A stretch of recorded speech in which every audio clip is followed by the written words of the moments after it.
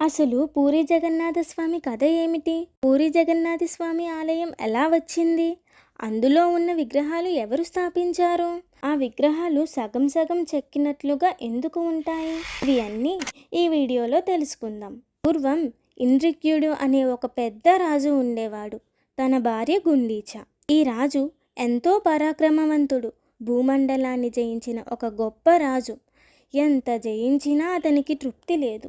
దానికోసం ఏదైనా చెయ్యాలి అని ఆలోచిస్తుంటే ఒక గుడిని నిర్మించాలనే కోరిక వచ్చింది.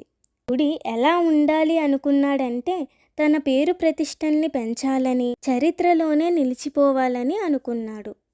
అలానే ఈ రాజు ఆ గుడిలో విగ్రహం ప్రతిష్ఠించాలని అస్సలు అనుకోలేదు.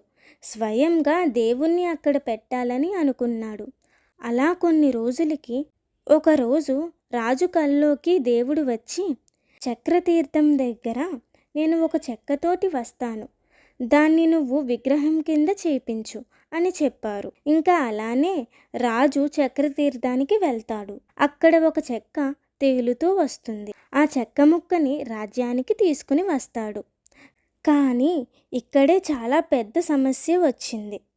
శిల్పం కింద మార్చడానికి ఏ శిల్పకారులు ట్రై చేసినా అది అస్సలు అవ్వడం లేదు. అప్పుడు ఒక శిల్పి వస్తాడు. ఈ శిల్పి స్వయంగా నారాయణుడే అని కొంతమంది అంటారు. కొంతమంది సాక్షాత్తు ఆ విశ్వకర్మనే వచ్చారు అని అంటారు. ఆ శిల్పి, నేను చెక్కుతాను, ఇది చాలా దివ్య గుణం కలిగి ఉన్న చెక్క, దీన్ని ఎవ్వరూ చెక్కలేరు, కానీ నాకు ఒక 21 రోజులు ఇవ్వండి, నేను మంచిగా చెక్కి ఇస్తాను, కాకపోతే ఒక షరత్తు అని చెప్తాడు రాజుకి. రాజు, ఏమిటి ఆ షరత్తు అని అంటారు. నేను చెక్కేటప్పుడు ఎవ్వరూ డోర్ తీసుకుని రాకండి, 21 రోజులు నన్ను దిగ్బంధనం చేసేయండి అని చెప్పేసి వెళ్తాడు. వెళ్ళాక కొన్ని రోజులకి రాజు భార్య అయిన గుండీచ చాలా భయపడుతుంది.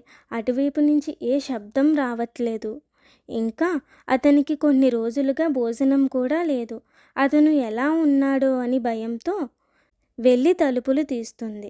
తలుపులు తీసిన వెంటనే అతను అదృశ్యం అయిపోతాడు. ఆ శిల్పాలు సగంలోనే ఆగిపోతాయి. అందుకే ఆ శిల్పాలు సగం సగం చెక్కినట్టు ఉంటాయి. అలాగే అది అంతా అయిపోయాక ఆ రాజు ఆ విగ్రహాన్ని గుడిలో ప్రతిష్ఠిస్తాడు. ఈ పూరి జగన్నాథ స్వామి కథ మీకు ఎలా అనిపించిందో కామెంట్ చేయండి. Follow learning loops.